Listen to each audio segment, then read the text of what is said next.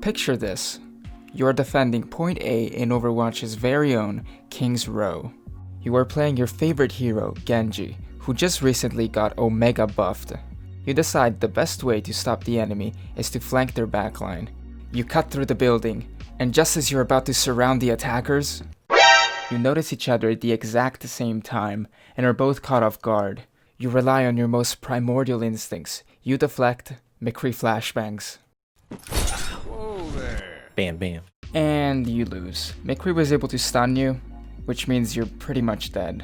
For those of you who don't play Overwatch, McCree's flashbang allows him to stun enemies in front of him, while Genji's deflect allows him to deflect the incoming projectiles.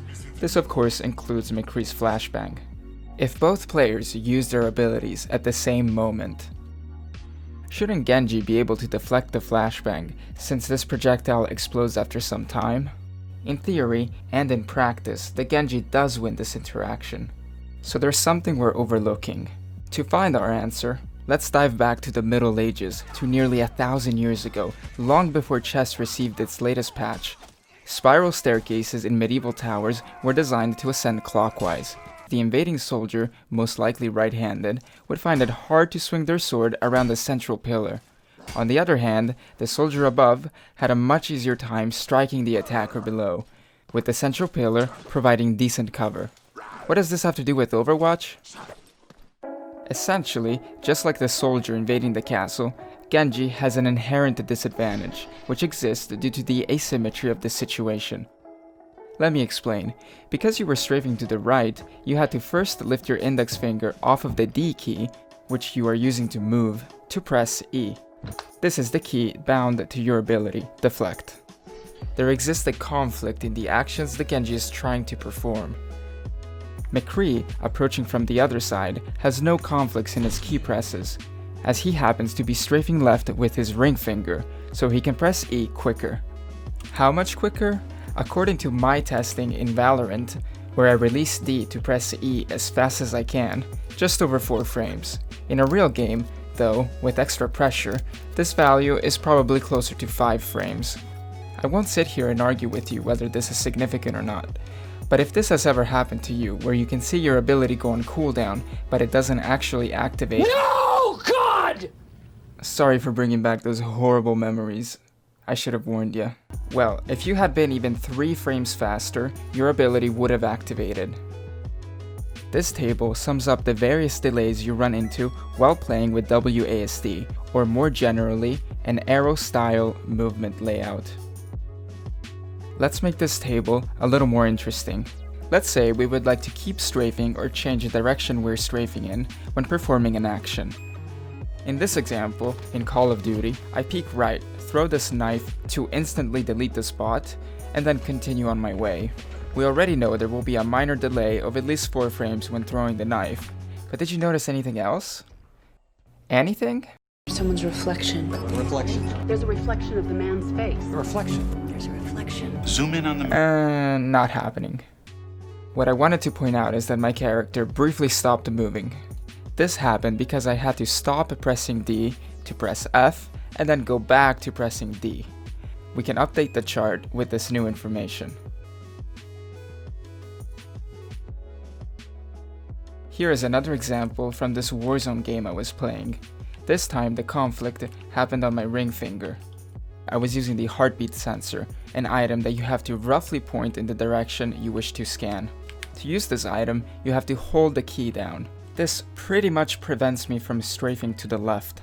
This is extremely awkward. I understand if the 4-frame action delay doesn't keep you up at night, but this just ruins my immersion. It's terrible, terrible, terrible. I hope you can start to see how these conflicts really impacted the feel and the flow of your movement. Of course, there are ways to work around this issue. The most straightforward one is to cleverly rearrange your actions or abilities. I'll be a little more specific. The restraint we must consider is that the action key cannot be pressed by a finger that is used for moving. This leaves us with the thumb or pinky. In this clip, Kabaji, a very high-rated player, explains how he applies this concept to Tracer's pulse bomb in Overwatch. Okay, the first thing you want to do, you go into options, then to Tracer, and then you go to ability 3, and then you change it to shift, because it allows me to be able to move left and right while I'm using the pulse bomb. Like usually you want to move, or you're moving. This is the chart for strafing and pressing an action with your pinky. It should come to no surprise that there are no conflicts as the pinky finger Doesn't interact with anything else. I'll also make custom keybinds for Genji, where I bind deflect to shift. This way I can move freely while deflecting, and also skip the action delay.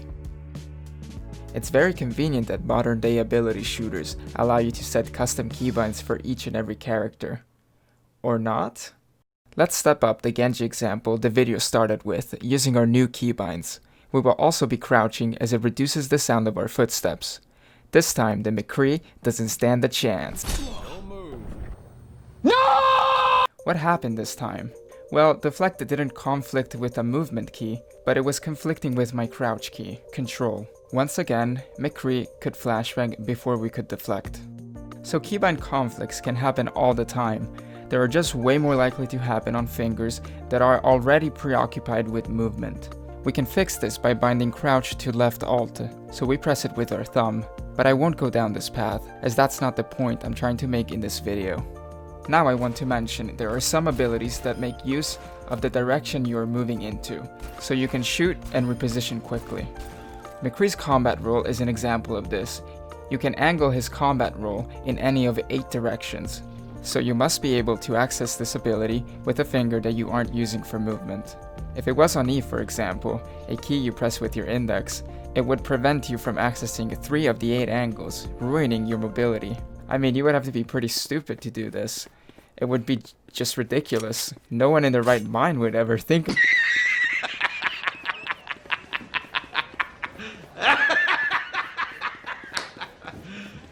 You serious? Picture this. You are attacking Seaside in Valorant's very own haven. You are playing your favorite agent, Jett, who just recently got Omega buffed.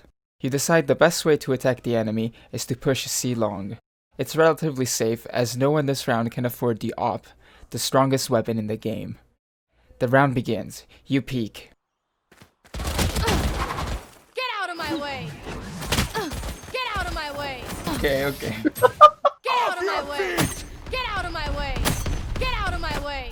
Okay, Get yeah, out of my that's way. enough, guys. Get out of my way! Why are we still here?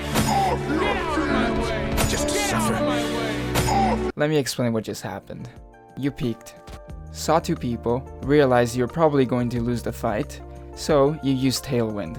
Tailwind is a directional ability that works just like McCree's combat roll. It's your get out of jail free card. So you Tailwind to the left, cornering yourself. What you should have done is Tailwind to the right, but as I just explained, you can't. Or can you? Actually, you can practice pressing E with your middle finger. This allows you to Tailwind right, as you can be pressing D with your index. It's still a limited technique though, as the 2 diagonal angles are still unavailable. It's better than rotating your camera. I see Jett players do this all the time.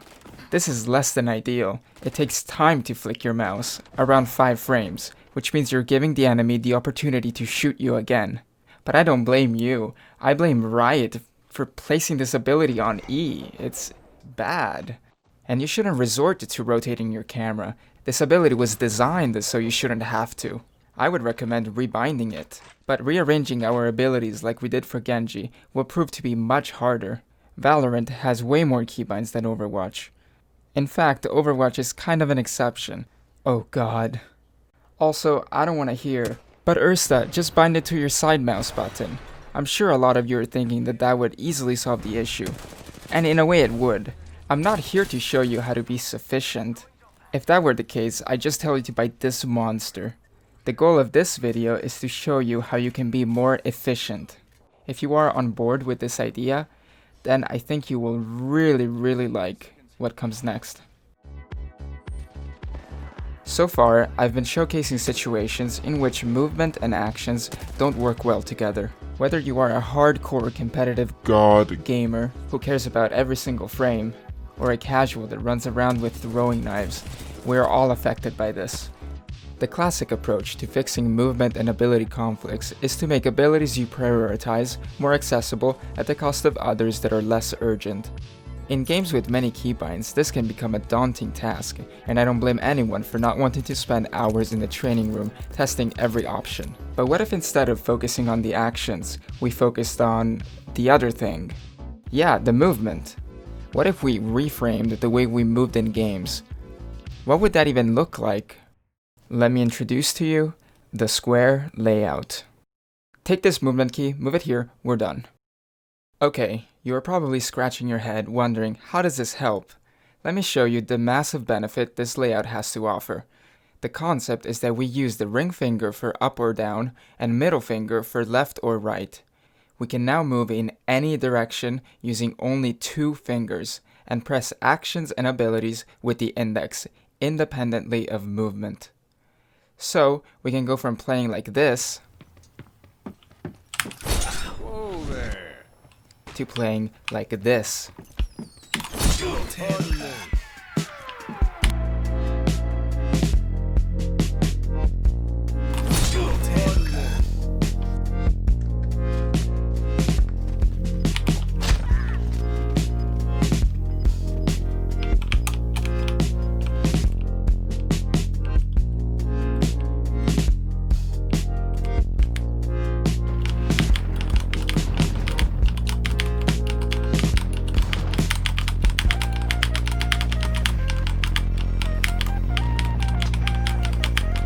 I haven't played Fortnite in a while, but you can probably only begin to imagine how much faster and comfortably you could build in this game.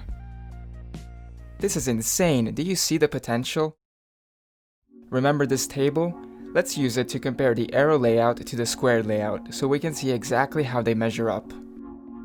The ability to strafe with 1 finger completely solves all action delays. However, it is not an all-powerful art. It is impossible to create something out of nothing. If one wishes to obtain something, something of equal value must be given. This is the law of equivalent exchange. When you're strafing with only your middle finger, you must realize that you will encounter strafe delay each time you change strafe direction. So, does this mean that the square layout is bad for strafing? Not really. We're forgetting something. We can use this layout in not just 1, but 2 ways. We can choose to strafe with 1 finger, single strafing, or 2 fingers, dual strafing. If we dual strafe, our layout is equivalent to the arrow layout. Let me show you how easy it is to strafe.